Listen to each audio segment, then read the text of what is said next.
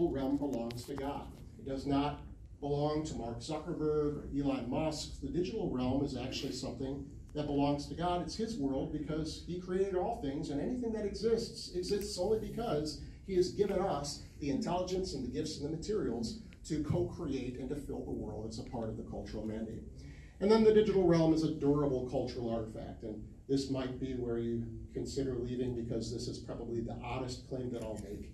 And that is, I think that the digital realm is actually going to endure to the world to come. Just like violins and nanotechnology and beautiful art, I think we have created something that actually has lasting value. So if these things are true, what does that actually mean for our invitation to incarnate and find ourselves in the digital realm, not simply using it as a set of tools? When I became a Christian, I joined a great church, but it was a church that everything had to have a function. If you were an artist, you used your art to win people for Christ. If you were a musician, you used your music to win people for Christ. Everything had a utility value. And it bothered me. I was raised by artists, and so it bothered me because there is something transcendent and beautiful and an in and of itselfness of the kinds of stuff that we create. And that has beauty. And I believe that that has lasting beauty, not simply function.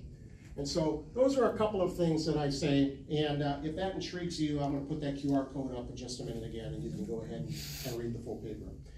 Here's an alarming and exciting and exhilarating fact that for the first time in all of digital history, a platform has emerged that has captured the hearts and minds and the imaginations of every CEO on the planet, of every person who's a nerd and a geek, and people who love technology, who are terrified of technology. Over 100 million users adopted on-platform ChatGPT in the very first month of its launch.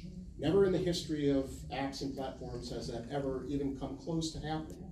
So what's happening with ChatGPT? Why is it that you turn on the news every single day and there are these debates and arguments? I watch CNBC, that's my news of choice. I'm a business junkie, and so I'm always watching it. And there isn't an hour that goes by where the phrase ChatGPT isn't uttered. And now in Europe, we have this first coalition that's considering the ethics of artificial intelligence. And so we're far, far behind in the United States. We're only thinking about how do we make money? That's the great American way. How do we make money from artificial intelligence? But as Christians, we need to be leading the thought life of what it actually means to have a digital self and relationships with artificial minds.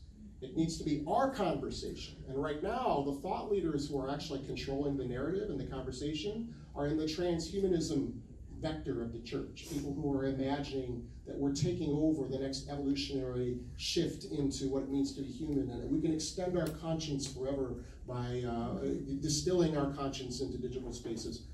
We know that that's not true. And the kinds of framework that we have as Christians about God creating the world, creating it good, it's been damaged by evil, but God is redeeming all things and will make all things new. That framework is the kind of framework that we actually need to think Christianly about the digital realm. Okay, I promise you that's about all of the philosophy you're going to get, and we're going to get pretty practical here in just a minute. But I do think these things are very important, especially at a global forum of Christian leaders like we have here today. It's important for us to think about these things and ask these questions. Okay, I have written a